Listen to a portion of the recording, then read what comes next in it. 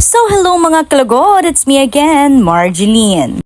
So for today's video nga po mga kalugod, tayo po ay maghahanda para pumunta ng bukid. At iyan nga po, nakita nyo naman na ako ang magmamaneho ng motor ngayon. At dahil wala tayong choice, kaya ito na lang ang dalhin natin dahil yung motor na isa ay talaga naman ginamit ng kapatid ko.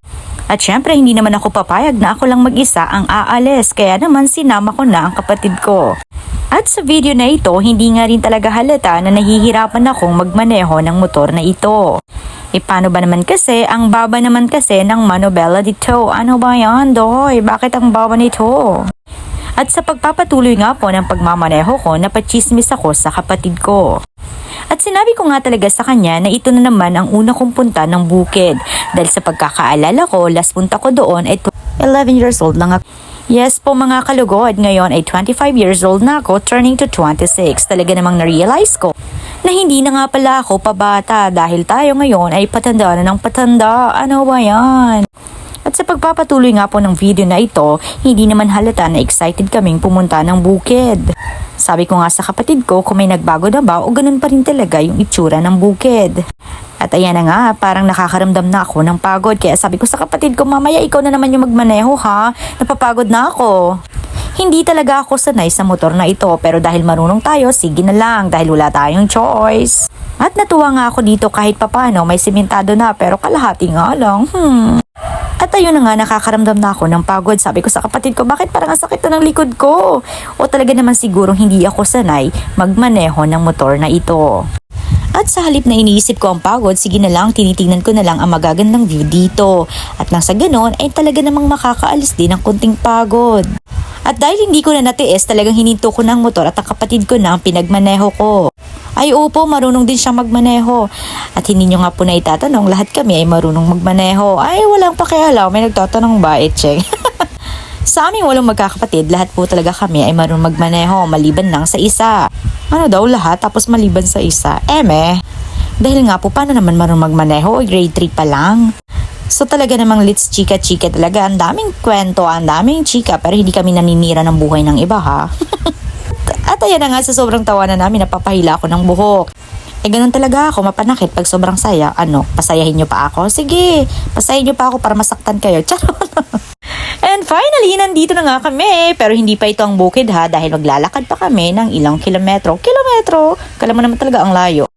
At ayan na nga, pumunta ako sa bahay ni Auntie Esther para sabihin na iiwan namin ang motor. Baka naman kasi kunin ng kalabaw. Charot! At magsisimula na nga tayong maglakad para naman makabawas-bawas tayo ng taba. Ayan, exercise din ba pag may time? Hindi yung lamon dito, lamon doon, lamon kahit saan. Kaya yan, tumataba tayo. At napaisip din ako na good exercise ito dahil pagkakaalam ko 9 AM ang lakad namin na ito. Hindi pa nga nakakarating ng bukid ay para namang nakakaramdam na ako ng pagod. Kaya sabi ko sa kapatid ko, patawanin mo naman ako para hindi ako mapagod. Ang dami niya sanang biro, ang dami niyang joke, kaya lang hindi ako natatawa. Medyo corny kasi parang siya, hahaha. At ayan na nga, malayo-layo pa para makarating tayo sa bukid. Kaya abangan ninyo kung ano na yung itsura ng bukid. Ano daw, puro bukid-bukid.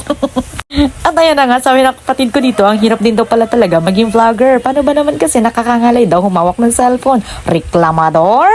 At ayan, nakita na namin ang motor ni tatay, kaya naman alam namin na malapit na kaming makarating. Kaya ako naman na talaga ang humawak ng cellphone na ito dahil napapagod na raw yung kapatid ko. Ano yan, fast forward? At yan na nga, pinagpapawisan na ang auntie mo at excited na rin akong makita ang view ng bukid na ito. Ano na kaya ang nangyayari doon? At ayan, ang dami kong chika, akala mo naman talaga maririnig ninyo. So ayan na, tcharan! At sa wakas, worth it talaga ang pagod dahil nakita mo ang ganda ng view. Wala kang ibang maririnig kundi huni ng mga ibon. At na-realize ko nga na talagang masarap mamuhay sa bukid. Malayo sa gulo, malayo sa ingay at higit sa lahat, sariwa ang hangin at payapa. Kaya naman, sobrang sarap mamuhay sa bukid na ito. Napawaw na nga lang talaga ako sa bukod sa malapad, sobrang payapa at sobrang mahangin. Talagang malalasap mo ang sobrang fresh ng hangin dito sa bukid. At na-amaze nga ulit ako sa itsura nito dahil ang huli kong punta dito, 11 years old lang ako. Pat 26 na ako. At nandito na nga sila tatay, si Mi, si Pang Tinoy, si Kuya Virgil at lahat nga sila ay nandito na. Ready na ata para mag-treasure ng palay. So ito lang muna, bye!